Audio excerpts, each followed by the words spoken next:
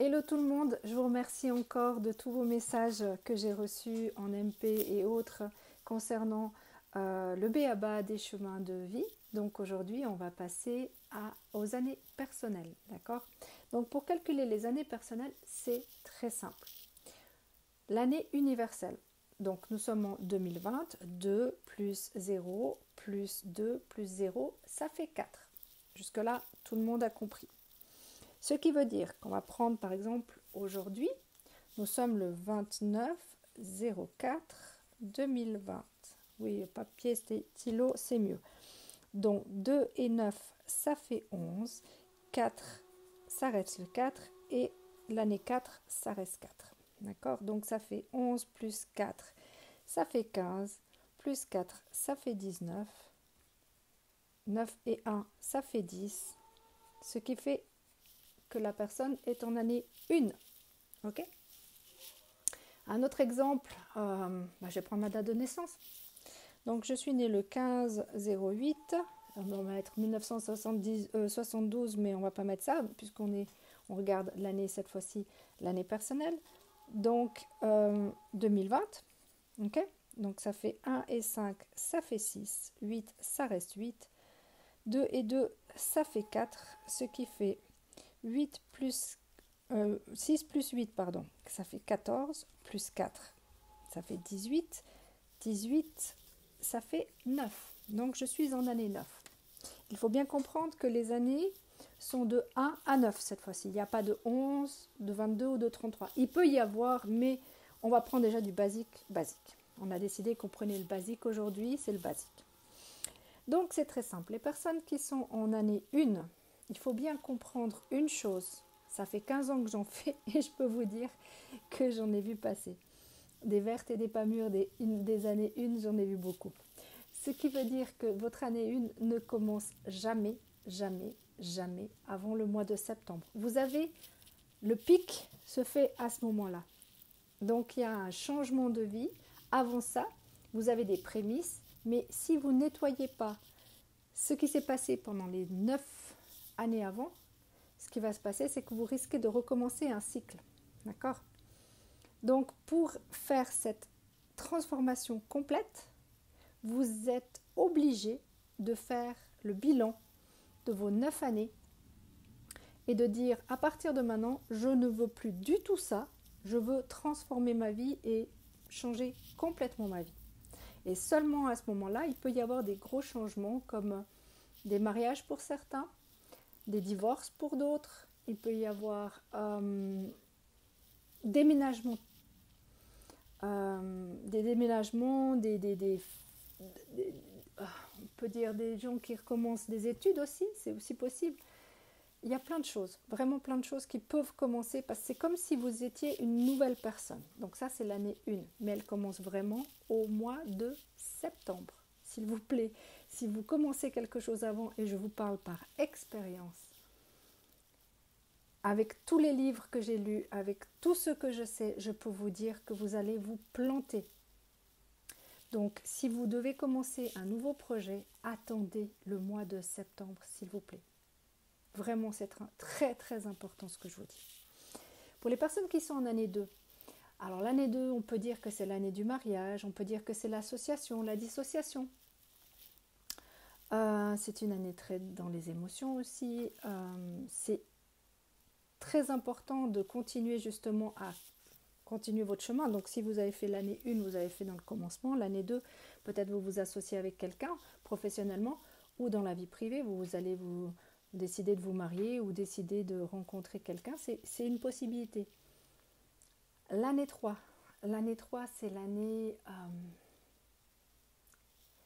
des projets. Donc si vous avez des projets, vous mettez en place des projets, ce genre de choses, c'est à ce moment-là normalement. L'année 4, c'est la stabilité, on cherche cette stabilité, mais il y a aussi, il peut y avoir, on dit une année boulot dodo concentré à fond. Maintenant, il peut y avoir des grosses pénuries, vous pouvez perdre beaucoup d'argent. C'est pour ça que souvent en bourse, il y a des problèmes d'économie à ce moment-là, des changements d'économie aussi. puisqu'il y a une transformation qui a commencé depuis la première année. C'est très possible. Vous avez qu'à voir cette année, hein, ce qui se passe. Il y a des changements qui se passent. L'année 5, c'est l'année de la transformation. Bon, l'année 4, vous pouvez très bien acheter... Pardon, je vais recommencer. L'année 4, vous pouvez aussi très bien acheter du terrain, acheter une maison, quelque chose de solide. D'accord? C'est vraiment la solidité. On cherche la solidité. Donc, ce qui veut dire que si on n'a pas cette solidité, qu'est-ce qu'on va faire? S'il y a de l'instabilité dans un couple, il y a souvent des divorces qui se passent à ce moment-là, parce qu'il n'y a pas cette stabilité. L'année 5, c'est l'année des changements. Donc, vous pouvez changer de job, changer de personne, rencontrer une autre personne, c'est possible aussi. Mais c'est aussi le temps des voyages, par exemple, aussi. C'est plus une année frivole, un peu fofolle. Donc, c'est important de pas prendre les choses d'un coup sur un coup de tête. Faites attention aux couples, justement. Les couples qui sont déjà pas trop stables risquent de s'effriter parce qu'il y a une autre personne qui vient. C'est possible, très possible. L'année 6, c'est l'année de l'amour, c'est l'année de la famille, c'est l'année des responsabilités, c'est peut-être l'année du mariage pour certains aussi. L'année 6, on peut faire des enfants aussi, c'est possible. C'est très possible. En fait, toutes les années, ça dépend aussi des mois. Donc, on continue par rapport aux années d'abord. L'année 7. Cette année 7.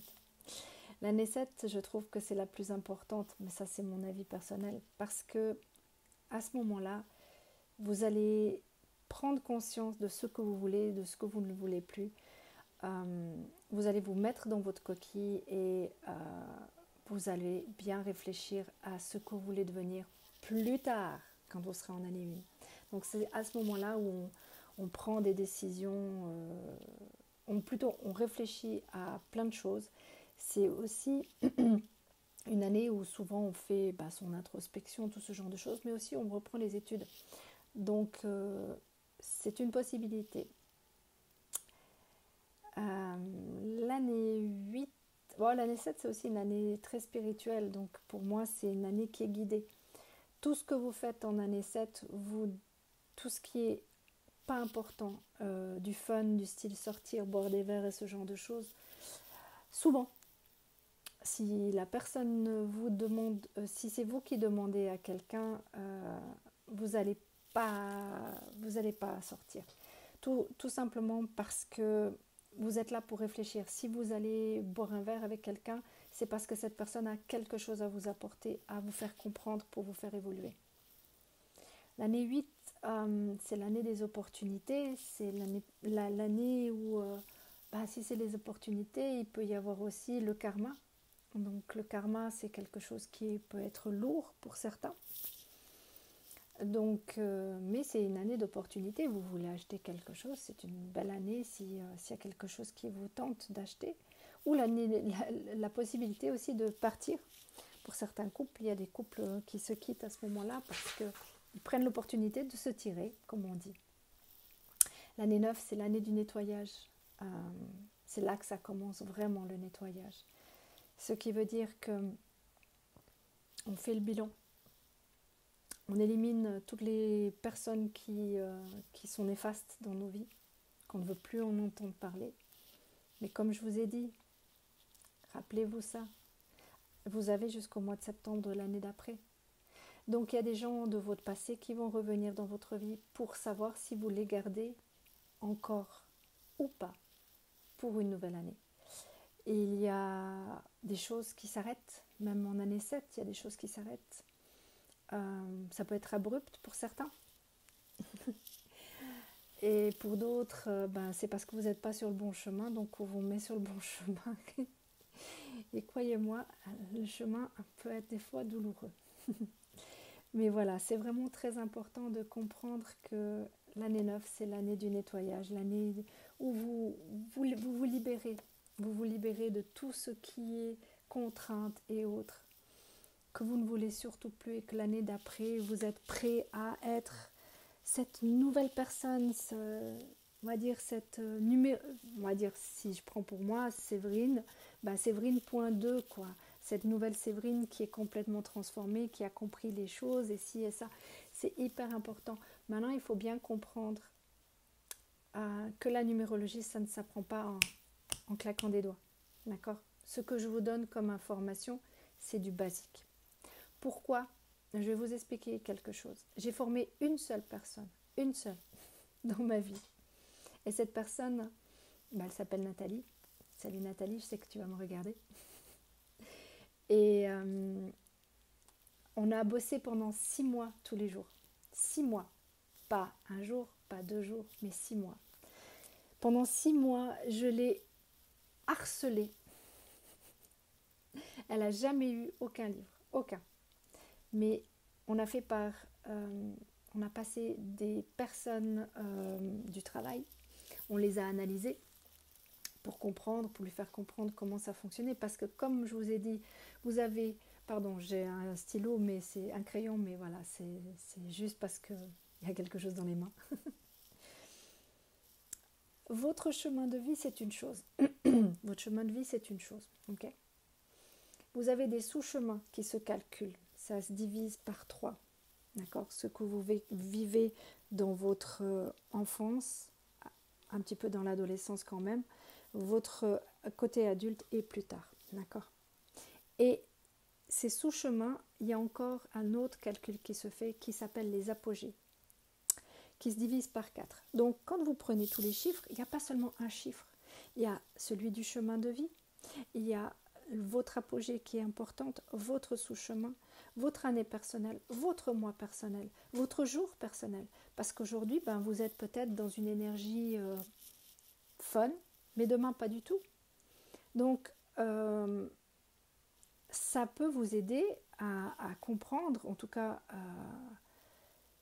le but est d'aider les personnes déjà à se comprendre. La deuxième chose, c'est que souvent, quand on a un couple, on a de la peine à comprendre l'autre personne,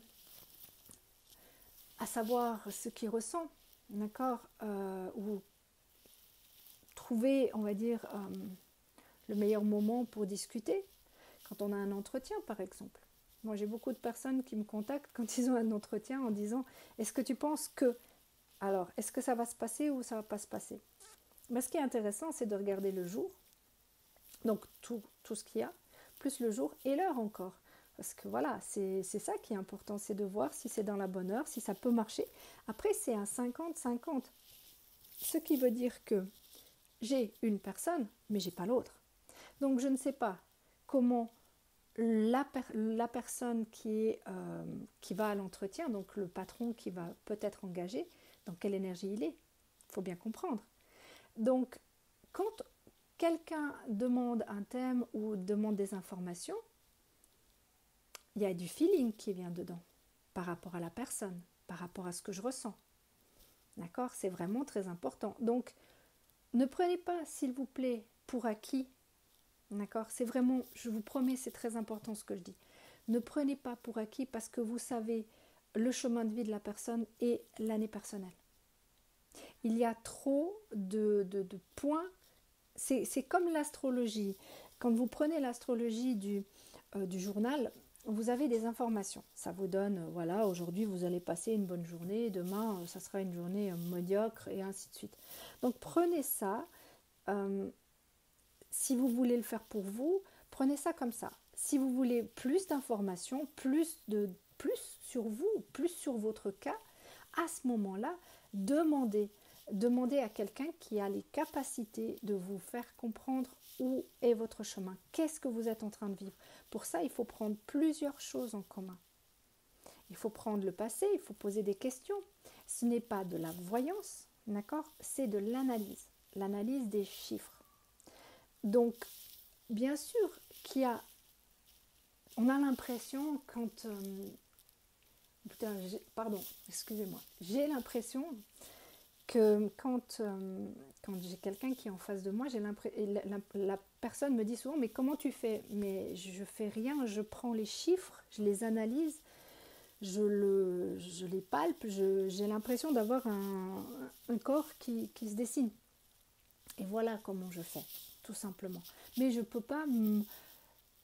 Ce que je fais quand je fais pour vous la semaine ou chaque 2 semaines, c'est du plus que basique. C'est du fun pour moi parce que j'ai envie de vous donner un petit peu de moi. Mais je sais pas, je veux juste qu'on se comprenne bien et que je sois claire avec vous. C'est un petit plus pour vous, d'accord? Ça vous donne un petit plus. Donc voilà, j'espère que cette vidéo sera reçue, pardon, comme elle doit être reçue. Maintenant, si vous n'aimez pas, il n'y a aucun problème. Je vous ai déjà dit, je n'ai absolument pas la science infuse. Je ne me permettrai pas de dire que j'ai la science infuse. J'espère que mon professeur de coaching qui nous a appris la numérologie regardera cette vidéo. Ça serait fun d'avoir son feedback. J'aimerais bien avoir son feedback. Donc, Jean-Marc, si jamais au cas où, ça serait fun que tu répondes. Et sinon, ben écoutez, moi je vais quand même faire la vidéo que j'avais envie de faire pour, pas le mois, mais je vais faire pour semaine. Je vais tenter de la faire pour la semaine. Donc la prochaine vidéo, c'est sur la semaine du 1er mai au 7 mai.